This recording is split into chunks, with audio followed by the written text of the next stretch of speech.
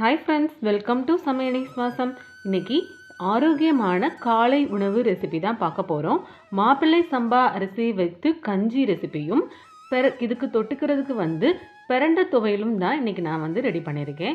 இது ரெண்டுமே உடலுக்கு பல நன்மைகளை கொடுக்கக்கூடியது. இது எப்படி பண்ணலான்னு பார்க்கலாம், வாங்க வீடியோக்குள்ளே போகலாம். நான் இன்றைக்கி 1 டம்ளர் அளவுக்கு மாப்பிள்ளை சம்பா அரிசி எடுத்திருக்கேன். இது 100லேருந்து 150 கிராம் அளவுக்கு இருக்கும். மாப்பிள்ளை சம்பா அரிசி பாருங்கள், இந்த மாதிரி ரெட்டிஷ் ப்ரௌன் கலரில் இருக்கும். இதில் பல நன்மைகள் இருக்குது. உடலில் உள்ள கொலஸ்ட்ரால் அளவை குறைக்குது, ஹார்ட் ப்ராப்ளம் வராமல் தடுக்குது, பிபி அப்புறம் சுகர் டயபிட்டிஸ் இருக்கவங்க எல்லாமே இது கண்டிப்பாக எடுத்துக்கலாம். வாரத்தில் 2 நாட்கள் கண்டிப்பாக மாப்பிள்ளை சம்பா அரிசியை எடுத்துக்கோங்க. இதை 2லேருந்து 3 தடவை நல்லா சுத்தமான தண்ணியில் கழுவி எடுத்துக்கலாம். பாருங்கள், நல்லாவே 2 தடவை கழுவி எடுத்தாச்சு. இப்போ நம்ம இதில் மூழ்கிற அளவுக்கு தண்ணி ஊற்றி ஒரு 4லேருந்து 5 மணி நேரம் ஊற வச்சு எடுத்துக்கலாம். இந்த மாதிரி ஊற வச்சு சமைக்கும் போது இதில் நன்மைகள் நமக்கு அப்படியே கிடைக்கும். குக் பண்ணுறதுக்கும் நமக்கு ஈஸியாக இருக்கும். இப்போ நான் இதை ஒரு 5 ஹவர்ஸ் ஊற வச்சு எடுத்துக்கிறேன். பாருங்கள், ஆஃப்டர் 5 ஹவர்ஸ் அரிசி நல்லாவே ஊறி வந்துடுச்சு. இந்த வாட்டரை நம்ம வேஸ்ட் ஆக்காமல் குக் பண்ணும்போது இதையும் சேர்த்துக்கலாம். இப்போ நான் வாட்டரையும் அரிசியும் தனித்தனியாக ஃபில்ட்ரு பண்ணி எடுத்துக்கிறேன். பாருங்கள், வாட்டர் ஃபில்ட்ரு பண்ணி நான் வேறு பாத்திரத்தில் மாற்றிட்டேன். இப்போ இந்த அரிசியை தண்ணியே இல்லாமல் ஒரு ட்ரையான ஜார் மாற்றி எடுத்துக்கோங்க. இதை பவுடராக அரைச்சி நம்ம எடுத்துக்கலாம். இந்த அளவுக்கு ரவை பதத்துக்கு பவுடரை அரைச்சி எடுத்துக்கோங்க.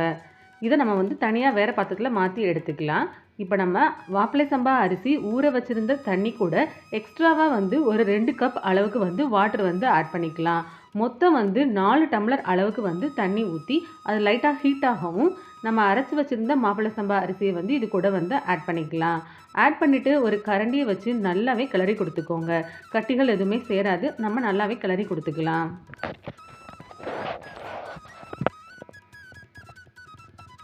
முதல்ல தண்ணியாக இருக்க மாதிரி தான் இருக்கும். நல்லா கொதித்து வெந்து வரவும் நமக்கு கஞ்சி பதத்துக்கு கிடச்சிடும். இப்போ இது கூட 1/2 ஸ்பூன் அளவுக்கு சீரகம் ஆட் பண்ணிக்கலாம். 1/2 ஸ்பூன் அளவுக்கு வெந்தயம் ஆட் பண்ணிக்கலாம். நெக்ஸ்ட் இது கூட ஒரு 4 பல் பூண்டை சின்ன பீசஸாக கட் பண்ணி வச்சுருக்கேன். அதையும் இது கூட ஆட் பண்ணிக்கோங்க. ஆட் பண்ணி நல்லா மிக்ஸ் பண்ணி கொடுத்துக்கோங்க.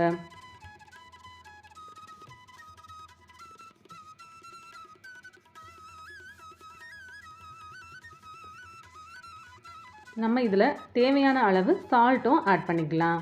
இந்த மாப்பிள்ளை சம்பா அரிசி நீங்கள் இதோட ஹெல்த் பெனிஃபிட்ஸ்னு சொல்லி பார்த்தீங்கன்னா நிறைய இருக்குது. கண்டிப்பாக இதை வாரத்தில் 2 நாட்கள் எடுத்துக்கலாம். இந்த மாதிரி நல்லா கொதித்து வெந்து வரவும் சிம்மில் வச்சுட்டு லிட் போட்டு க்ளோஸ் பண்ணி வச்சிடலாம். ஒரு 10 மினிட்ஸ் நல்லா வெந்து வரட்டும். பாருங்கள், ஆஃப்டர் 10 மினிட்ஸ் நல்லாவே அரிசி வெந்து வந்துருச்சு.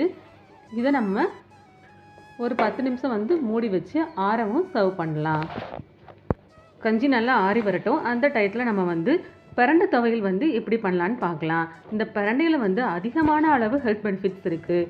இதை க்ளீன் பண்ணுறதும் ரொம்ப ஈஸி தான். ஃபஸ்ட்டு கையில் ஆயில் அப்ளை பண்ணிக்கோங்க. இல்லைனா கையில் அரிப்புத்தன்மை ஏற்படும். அதனால் நல்லாவே ஆயில், கோகோனட் ஆயில் இல்லைனா நல்லெண்ணெய் அப்ளை பண்ணிக்கோங்க. இந்த மாதிரி உடச்சி எடுத்துக்கோங்க.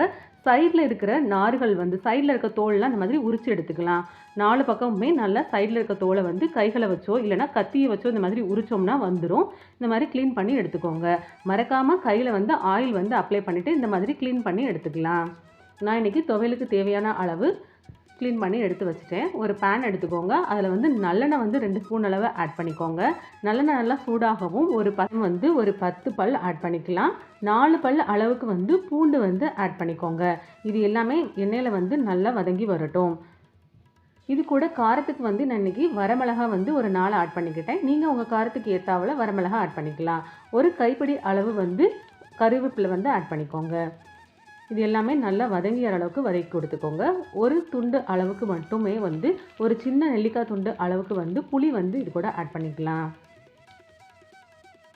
நெக்ஸ்ட் 1 ஸ்பூன் அளவுக்கு உளுந்தம்பருப்பு இது கூட ஆட் பண்ணிக்கோங்க. கருப்பு உளுந்து இருந்தால் கூட ஆட் பண்ணிக்கோங்க, ரொம்பவுமே உடம்புக்கு நல்லது. இது எல்லாமே நல்லா வதங்கி வரட்டும்.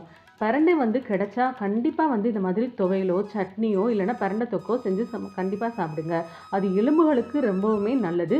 செரிமான கோளாறு இருக்கவங்களும் எடுத்துக்கலாம், தோல் அலர்ஜி இருக்கவங்களும் எடுத்துக்கலாம். அவ்வளோ ஹெல்த் பெனிஃபிட்ஸ் இருக்குது இந்த பிரண்டையில். கண்டிப்பாக மறக்காமல் பிரண்டை கிடச்சிதுன்னா இந்த மாதிரி ஏதாவது ஒரு ரெசிபி நீங்கள் எடுத்துக்கோங்க. இந்த மாதிரி நல்லா வதங்கி வரும். பாத்திரத்துக்கு மாற்றி எடுத்து வச்சாச்சு.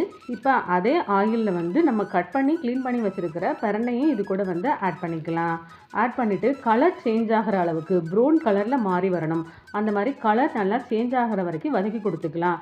அப்போ தான் வந்து நமக்கு அந்த பிரண்டையில் இருக்கிற அரிப்புத்தன்மை எதுவுமே இல்லாமல் சாப்பிட்றதுக்கு நல்லாயிருக்கும். இந்த அளவு கலர் சேஞ்ச் ஆகனே தனியாக எடுத்து வச்சுக்கோங்க. இப்போ நம்ம இது ரெண்டையுமே ஒன்றா வந்து மிக்ஸி ஜாரில் போட்டு அரைச்சி எடுத்துக்கலாம். தேவையான அளவு சால்ட் வந்து ஆட் பண்ணிக்கோங்க. இது நம்ம லைட்டாக தண்ணி ஊற்றி மட்டும் அரைச்சி எடுத்துகிட்டு வந்துடலாம். பாருங்கள், பிரண்டை துவையல் சூப்பராக ரெடி ஆகிடுச்சு. இதே போல் நீங்களும் வீட்டில் ட்ரை பண்ணி பாருங்கள். ரொம்பவுமே டேஸ்டியாக இருந்துச்சு. தேங்காய்லாம் ஆட் பண்ணணுன்ற அவசியம் இல்லை. நல்ல ஹெல்த்தியான டேஸ்டியான பிரண்டை துவையல் ரெடி. இப்போ நான் இதை வந்து மாப்பிள்ளை சம்பா அரிசி கஞ்சிக்கு வந்து சைட் டிஷ்ஷாக வச்சு எடுத்துக்க போகிறேன். பாருங்கள், ஒரு 10 மினிட்ஸ் விடவும் கஞ்சி நல்லாவே வெந்து வந்துடுச்சு. குடிக்கிற பதத்துக்கு ஆறியும் வந்துடுச்சு. இப்போ இதை நம்ம வேறு ஒரு சர்விங் கிளாஸ்க்கு வந்து மாற்றி எடுத்துக்கலாம். இந்த ரெசிபி உங்களுக்கு பிடிச்சிருந்துச்சுன்னா மறக்காமல் நம்ம சேனலை லைக் அண்ட் சப்ஸ்கிரைப் பண்ணி வச்சுக்கோங்க. இது போல் ஹெல்த்தியான ரெசிபிஸ்லாம் தெரிஞ்சுக்கணுன்னா மறக்காமல் நம்ம சேனலை ஃபாலோ பண்ணுங்கள். Thank you friends.